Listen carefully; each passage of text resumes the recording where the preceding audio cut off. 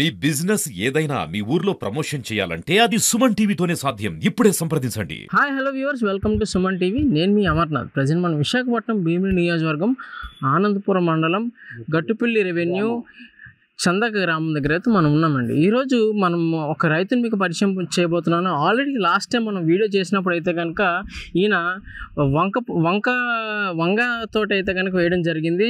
చూస్తే కనుక చిన్న చిన్న మొక్కలు మనం వీడియో చేసి నెల రోజులు కూడా అవ్వలేదు, బట్ అవుట్పుట్ అయితే చాలా బాగా వచ్చింది. సో ఇటువంటి అవుట్పుట్ ఎలా వచ్చింది, ఏంటి, అసలు ఎటువంటి విత్తనాలు వాడారు, ఎటువంటి ఎరువులు వాడారు అనేది స్వయంగా ఆయన మాట ద్వారా తెలుసుకుందాం. ఒక్కసారి ఆయనతో మాట్లాడదాం. మన ముందు ఉన్నారు ప్రజెంట్ చిన్నారావు గారు, వ్యవసాయ రైతు. ఒక్కసారి ఆయనతో మాట్లాడి తెలుసుకుందాం.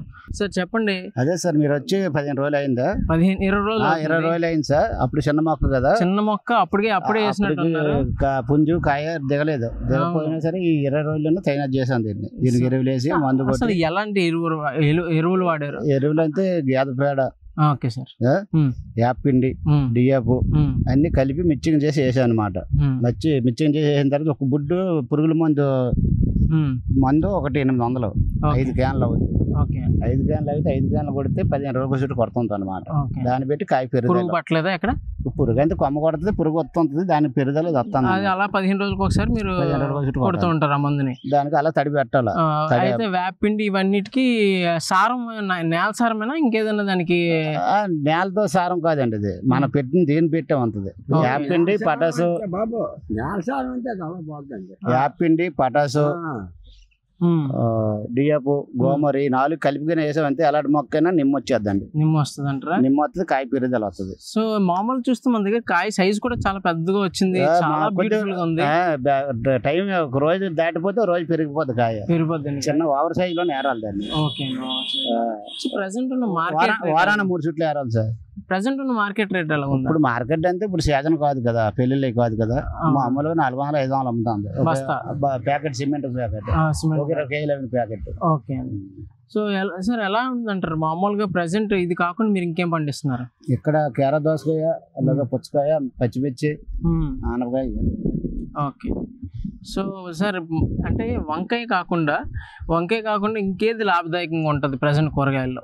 కాయగూరలోనైతే ఆకుకూరలే బాగుంటాయి. ఆకుకూరలు రెగ్యులర్గా వెళ్తాయి. ఈ మామూలుగానే ఆకుకూరలే వీటి పెట్టుబడి పెట్టిన కొద్ది మనకు పంట పడుతుంది. అది సో ఏదైనా రైతు మన దేశానికి వెన్నెముక అంటారు. సో ఎలా ఉంది సార్ రైతు? రైతు పర్లేదండి, రేటు ఉండాలి కానీ వ్యవసాయం పని చేయాలి కానీ పర్లేదు. ఈ 6 నెలలు పర్లేదండి, మళ్ళీ వర్షాకాలం దెబ్బతింటామండి. వర్షాకాలం ఇబ్బంది ఉంటుంది అంటారు. వర్షాకాలం మనం ఏం మొక్క వర్షాకాలం పోతుంది పంటకు చేతిపోయిన అనుభవం. ఈ 6 నెలలు పర్లేదండి, 6 నెలలు మాత్రం సూపర్ ఉంటుంది. Okay sir. అయితే ఇవి ఆనందపురం మార్కెట్ లో అమ్మడం జరుగుతుంది. ఆనందపురం పౌల్ మార్కెట్ మార్నింగ్ వెళ్ళిపోతారు, తెల్లవారు 3, 4కి వెళ్తాం, 5 గంటలకు అమ్ముకొని ఇంటికి వచ్చారు. దళారులకు అమ్ముతారా డైరెక్ట్ కొనుగోలు? రైతు బజార్ కొనుక్కోపోతారు. వాళ్ళే కొనుక్కుంటారు రైతు బజార్ సాగుకర్లే. ఓకే అండి. ఓకే. సో సార్ నెక్స్ట్ ఈ వంకాయ పాదు అయిపోయాక, వంకాయ తోట అయిపోయాక నెక్స్ట్ ఏం వేస్తారు ఇందులో? ఈ వంకాయ అయిపోయి బెండ పెడతామండి. బెండకాయ వేస్తారా? ఓకే అండి. సో దానికి సేమ్ ప్రాసెస్? దానికి ఇదే పొజిషన్. ఓకే. సో చూశారు కదా, ఈయనైతే చిన్నారావు గారు. గుర్తుంచుకోండి పేరు చిన్నారావు గారు. మన విశాఖపట్నం భీమిలి నియోజకవర్గం ఆనందపురం మండలం చందక గ్రామం చెందినటువంటి చిన్నారావు గారు అయితే కనుక ఈ యొక్క వ్యవసాయంలో మటుకు చాలా వినూత్నంగా చేస్తూ ఎక్కువగా లాభాలు అయితే పొందుతున్నారు. సో ఇటువంటి రైతు ఇంకా బాగుండాలి. ఎప్పుడైనా రైతు బాగుంటే దేశం బాగుంటుంది. సో కెమెరామెన్ శ్రీనుతో అమర్నాథ్, సుమన్ టీవీ, విశాఖపట్నం భీమిలి.